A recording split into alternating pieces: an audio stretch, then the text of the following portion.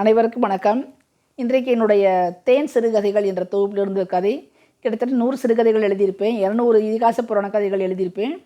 இந்த போது தேன் சிறுகதைகளில் ஒன்று குற்றம். மீனு ஆண்டி வந்தால் ஏதாவது சொல்லிக்கிட்டே இருப்பாங்க. எதிரடா குற்றம் கண்டுபிடிக்கலான்னு கண்ணில் விளக்கெண்ணை விட்டு பார்ப்பாங்க. அதுக்கு இன்றைக்கி இடம் கொடுக்கவே கூடாது. வீட்டை பம்பரமாக சுற்றி சுற்றி க்ளீன் செய்தாள் Raji. TV stand, computer table, dressing table கண்ணாடி என்று பார்த்து பார்த்து துணியையும் டஸ்டரையும் வைத்து படு சுத்தமாக்கினாள். வாசனை பெட்ஸ்ப்ரெட், பளிச்சென்று இருக்கும் திரைச்சிலைகள், வண்ண நூல் குரோஷாவில் சோபா உரைகள் எல்லாமே perfect. Kitchen Singh, bathroom tiles, சமையல் மேடை, வீடு வாசல் எல்லாமே பளபளவென மின்னியது. வரட்டும், இந்த முறை மீனா ஆண்டி வந்தால் எதுவும் சொல்ல முடியாமல் வாயடைச்சு போகணும் என்ற நினைப்பே குதூகலத்தை கொடுத்தது அவளுக்கு. மாலையில் மீனு ஆண்டி வந்தே விட்டாள், தன் வெளிநாட்டு பேத்தி மாலுவுடன்.